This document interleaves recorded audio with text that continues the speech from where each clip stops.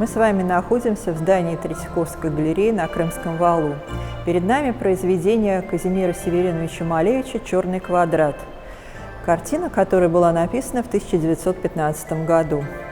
И если мы немного обратимся к предыстории создания этого произведения, то еще в 1913 году Малевич выполняет ряд эскизов к костюмам и декорациям для оформления футуристической оперы «Победа над солнцем».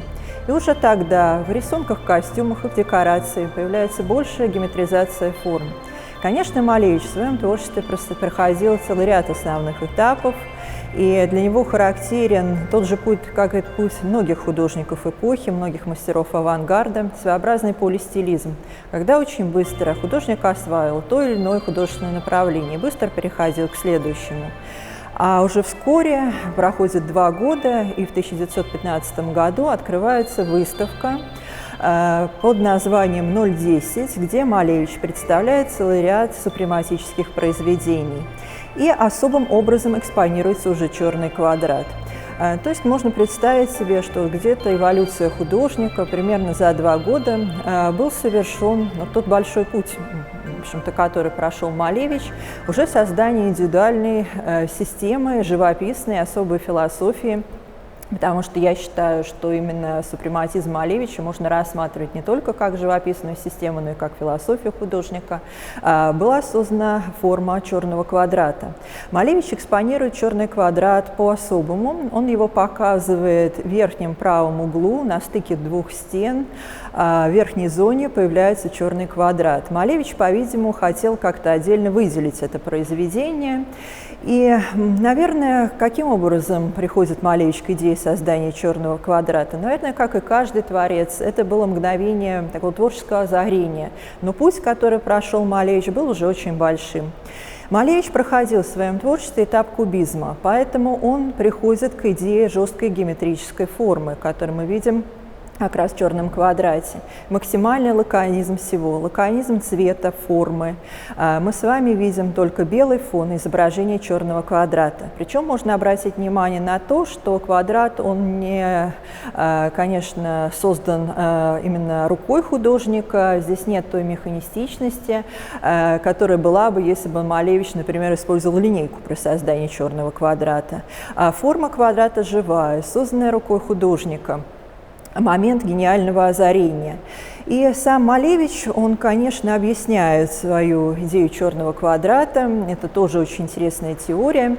Причем можно, конечно, поразмышлять о том, что по поводу черного квадрата возникали самые различные гипотезы и мнения специалистов, и, может быть, и мнения зрителей.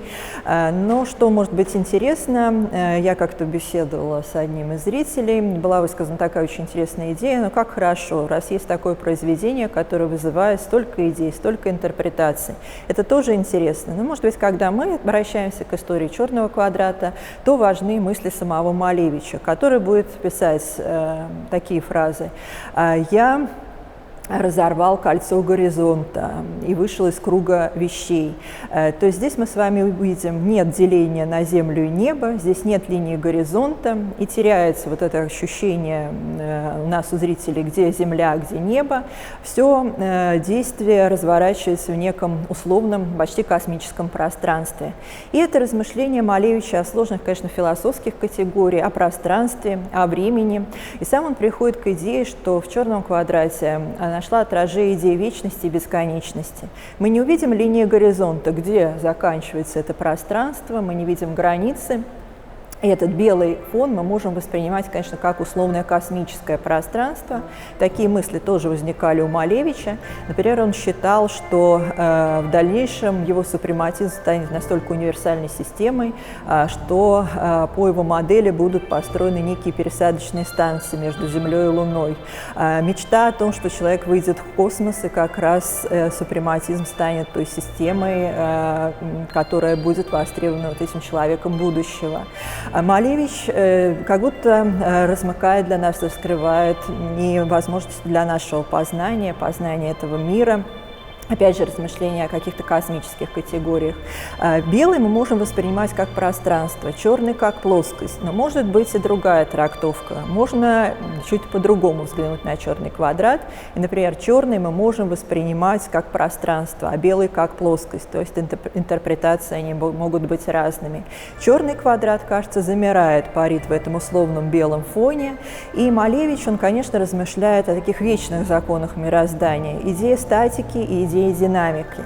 Идея статики, конечно, нашла отражение в черном квадрате. Он замер, он неподвижен, кажется, фокусирует восприятие зрителя.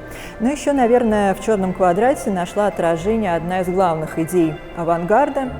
Это идея о том, что материя может стать легкой. И вот этот черный квадрат, кажется, парит в этом условном белом фоне. Конечно, Малевич, как и каждый художник, искал некую идеальную форму. Он сам пишет о том, что я ищу истину. Для него эта идеальная форма заключена в своеобразном лаконизме формы и лаконизме цвета. И, наверное, он человек, может быть, чуть более рационального мышления, по сравнению, например, с Кандинским, где может быть более эмоциональное осмысление мироздания. А Малевич может быть чуть рационален более в своих поисках. И, наверное, еще можно еще раз вспомнить о том, что не случайно Малевич выбирает и такое место для экспонирования своего черного квадрата. Он пишет о том, что для него квадрат – это икона моей эпохи.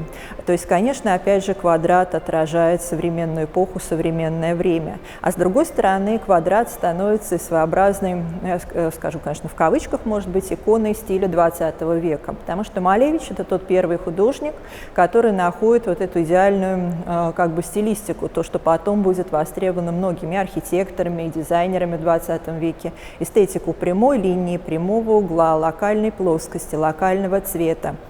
То, что потом будет востребовано многими художниками. И даже не случайно рядом с черным квадратом мы видим две модели. Оригинальную модель, которую создает Малевич, архитектон 1927 года, потому что Малевич в 20-е годы как раз приходит к идее создания архитектурной формы. Конечно, он ее не осмысляет с точки зрения инженерной мысли. Это идея архитектуры по Малевичу вообще. Идеальная форма, чистая, геометрическая, которую мы сейчас с вами видим не случайно рядом с черным квадратом. И, конечно, квадрат Малевича – это и еще своеобразная, конечно, философия, о которой я уже говорила. И хотелось бы еще раз, может быть, процитировать Малевича. Чуть позже он напишет одну из своих статей, которая называется «Супрематическое зеркало». И там он осмысляет как бы процесс познания человека. И, например, он будет писать о том, что если наука познала природу, то она познала нуль. Если искусство познало красоту, оно тоже познало нуль. Тем самым для него идеал, истина, она заключена в нуле. Если для Малевича вот этот нуль, как бы форма, это идеал, то черный квадрат, можно сказать, станет той идеальной формой воплощения вот этого момента идеального, то, что существовало в философии Малевича, и что нашло свое прекрасное воплощение в художественной форме черного квадрата. Но мы с вами, конечно, не должны забывать, что не только черный квадрат создает Малевич, Малевич напишет и красный квадрат, и белый квадрат, то есть на вот этой форме черного квадрата его творчество не заканчивается, она найдет свое дальнейшее продолжение, и периоды творчества Малевича, они делятся в соответствии с созданием квадратов на период черный, цветной и белый. И, конечно, каждый из этих периодов заслуживает особого внимания. Но все-таки как раз первый вариант черного квадрата, созданный в 1915 году, сейчас перед нами. Мы с вами обратили на него наше внимание. И, конечно, сейчас, наверное, невозможно мыслить культуру, искусство 20 века уже без этого произведения Малевича. Оценки могут быть разные, и, опять же, теории возникают самые разные. Но, мне кажется, интересно как бы обратиться и к мыслям самого художника, еще раз представить его философию и как-то сопоставить тем художественным образом, который мы сейчас с вами вместе посмотрели.